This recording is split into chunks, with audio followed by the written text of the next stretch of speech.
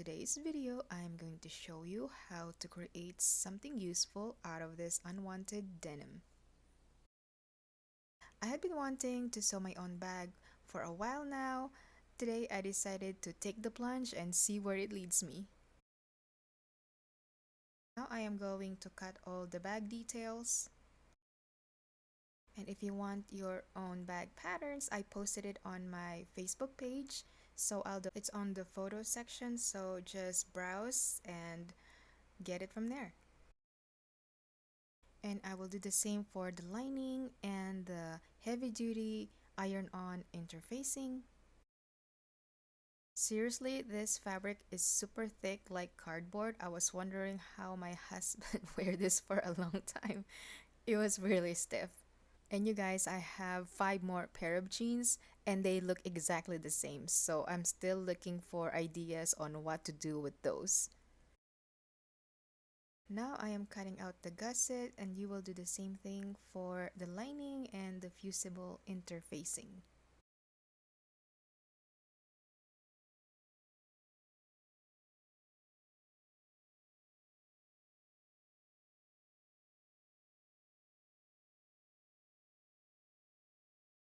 Now I am cutting out the zipper flaps, so I place the pattern on fold and I'm going to cut it, and then I'm going to cut it in half.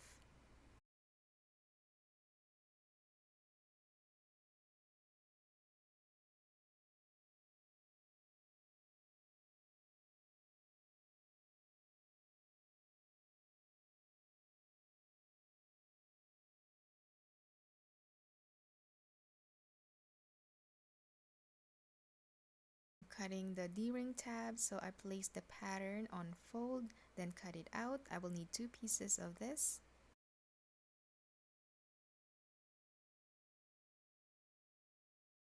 Now I am cutting the bag strap, and I made a mistake here. This piece is actually on a bias, so when I sew it, it was stretching. But really, I just don't have any choice because this is the longest piece I need.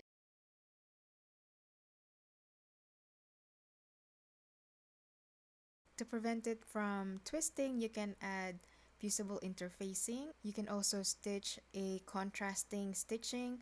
One is going up and then the other one is going down. I learned that from my sewing community here on Facebook, so thank you so much, you guys. Luckily, I was able to fix it by steaming it. Yay! And these are all the details for the bag. I don't have the lining and the fusible interfacing included. The only pieces you will need it is for the front and back of the bag and the gusset. Now let's move on to my favorite part, is sewing. The zipper I use is 10.5 inches long. So I'm going to place it on the right side. So I'm just marking my 1/2 inch seam allowance on each end. The correct sides of the fabric and the zipper are facing each other. I will be using this type of zipper foot so I can get close to the zipper teeth as possible.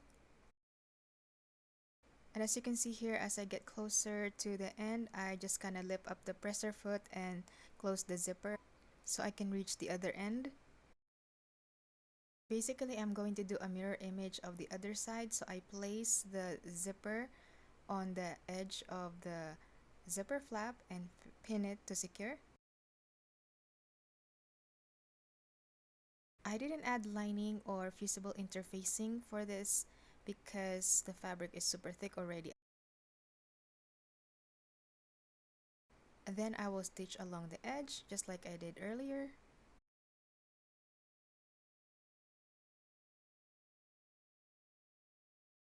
And I zigzag stitch the edges. You can use your overlocker or serger, but I decided not to do that so I can show you that you don't have to have a serger to do this project.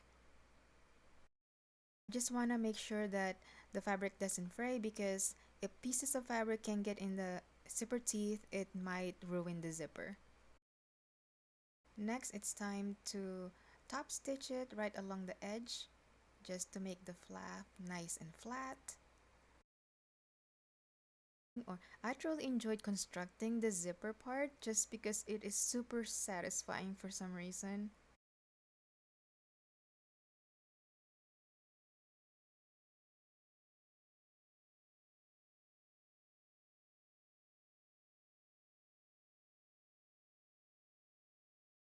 Next, it's time to construct the D-ring tabs. So first, I fold it like this and stitch along the edge. After that, I am going to insert the D-ring and stitch along here to secure it. This is the moment that I am questioning this bit because the fabric is super thick. My machine was already struggling and yelling at me. And by the time I construct the bag, there will be like 6 layers of fabric. So this moment here, I was trying to figure out, other fabrics or materials I can use for the D-ring tab. Then I realized I have this old denim belt that I don't use, and it's the exact same measurements, and I used it instead. The material is actually chambray denim, so it doesn't quite match, but it will do.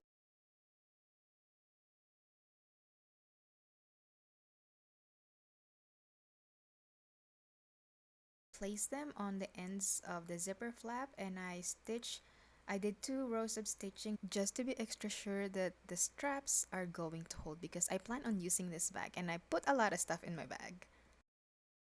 After I've used the interfacing to the gusset, it's time to attach it to the zipper flap.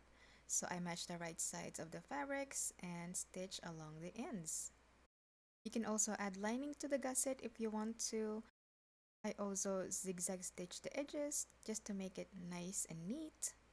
Going to cut out the lining pieces for the front and back of the bag and also interfacing.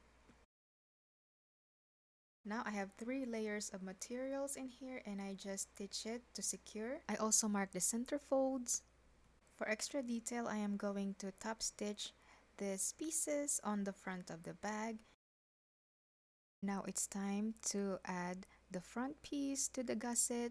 Match the center fold of the front piece to the side seam of the gusset. And I'm just going to kind of quarter it first, then pin all the way around. Then I am going to sew it in the round using a 1/2 inch seam allowance. Sewing this part took me about 7 minutes because I was going really slow because this is on a curve. So there is a strategy to this so you will not end up with puckering seams. So what you will do is you are going to ease the circle fabric to the gusset. I'm also sewing on the curve. Don't sew straight because you will run out of material. As I was sewing, I am easing in the circle fabric to the gusset. It's kind of hard to see it because my hand is blocking it while I was easing in the circle fabric. I will show you that on the sewing table so I can explain it better. Basically, I am creating little waves on the circle fabric and sewing over it. I am not sewing it flat because I will run out of fabric if I do that. Just be sure to take your time and sew very slowly. To trim the seam allowance just a little bit, then I'm going to grade it.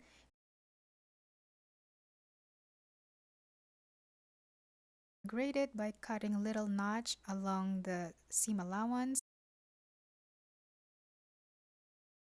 I'm going to repeat the same thing that I did earlier to the back panel. Open the zipper before you stitch it. Now I'm going to explain how to ease it. As you can see, these little ruffles right here, you're going to sew over that. Don't try to flatten it, okay? So just sew over the waves. Be sure it's not folded because if you do, once you turn it around, there's going to be little pleats and that's not what we're going for. Then I trim off the fabric a little bit just to clean it up, and then I'm going to grade it just like I did on the front side. I also zigzag stitch the edges so it is nice and neat. Now it's time to turn it correct side out.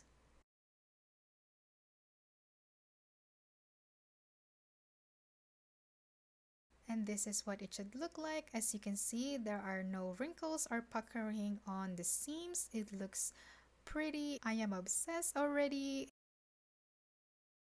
Let's create the strap. I fold it like this and fold it one more time, and then I'm going to stitch all the way around. Then I'm going to slide it in and stitch to secure.